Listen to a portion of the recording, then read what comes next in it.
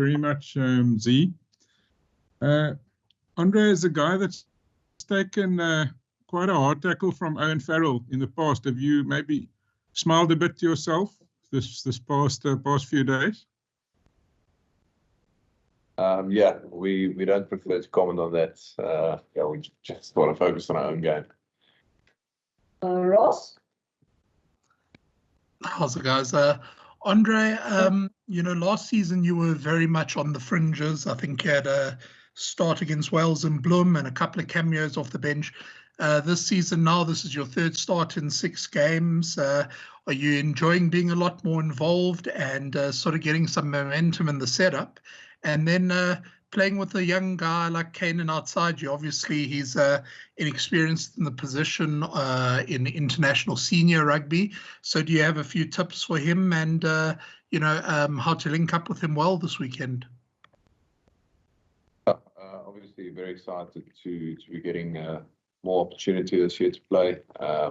Every game just trying to go out and do my best there.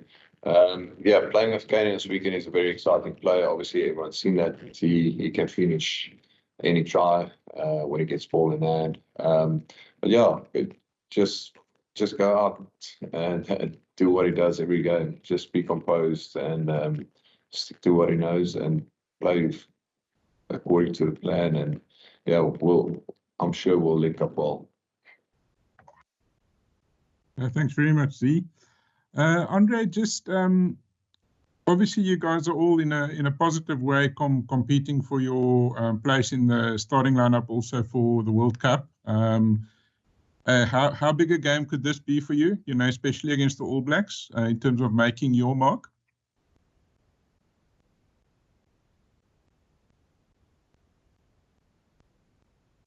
A lot of players competing for same positions. And obviously to start to play every weekend.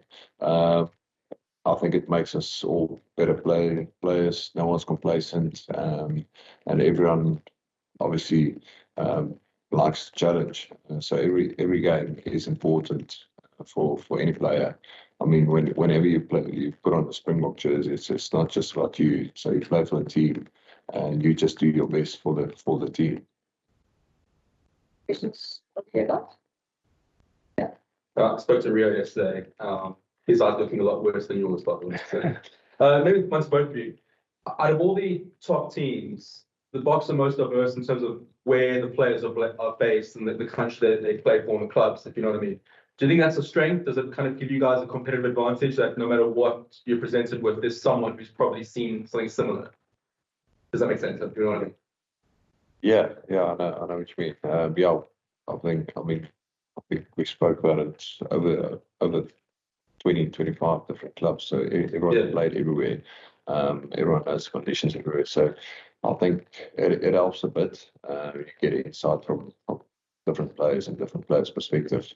Obviously, going into this game, I know Twickenham well, which is nice for me. I've been here for 3 years now. So and a lot of players have played here before. So yeah, I think it is a bit of an advantage, and a few pointers. Yeah. I mean, if you look to, I suppose, given you could be on course to meet the All Blacks again in the World Cup, do you look to try and hold anything back in Friday's clash, or is it really about trying to throw everything at them again before the World Cup kicks off? I don't think you hold back anything ever in a test match. Every test match is different, whether you play them here at Twickenham or if you play them in a quarterfinal. There's a big possibility that we are going to face them in a quarterfinal if we make it there. So yes, we are going to throw everything out this weekend. It is going to be a hard battle. So yeah, we're not going to hold back anything. In saying that, then I guess given there is a strong possibility you could meet each other, how valuable is it? And I know you know the All Blacks well, you guys play them all the time, but to have had 2 clashes with them before that point, how valuable are those games against the All Blacks, knowing what could be to come at the World Cup? Yeah, I think you're just a lot better prepared then. You prepare well for teams who are watching video and stuff, but to experience them twice before you play them again, is obviously a big advantage. Obviously, it's an advantage for them as well because they've played us as two. So yeah, I think it's the build up to it will be great. So yeah, so we'll see what happens. Trey, how much of a score is there to settle after what happened last month? Yeah, it's not so much about a score to settle. It's I think it's a score to settle with ourselves. We know we let ourselves down in that game. So it's for us to bet ourselves to go out this in this game and give it our all from the start, from the get-go. Yeah, just play with a big intensity and physicality. Liam, I see you put down your hand, but Stephen, you had yours up, so we'll wrap up with you, Stephen. I'm done, thank you. Yeah, just lastly to Andre. Andre, in terms of obviously the big talk was from the last game was the start that New Zealand had. What can you guys do? Is it a mental thing in terms of getting into that pace of the way New Zealand starts and being able to handle that, or how would you guys kind of get to grips with that?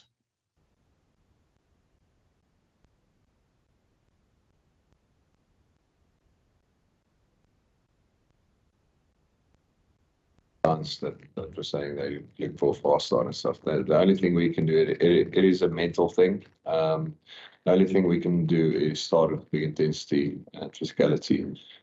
So yeah, I think mentally it's the biggest thing, and then obviously going out there and do it.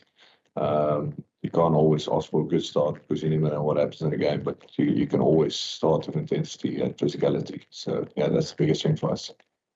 Fantastic. Thank you, guys. We'll be sending out the recording shortly. Thank you. Well done, Andre. Thank you.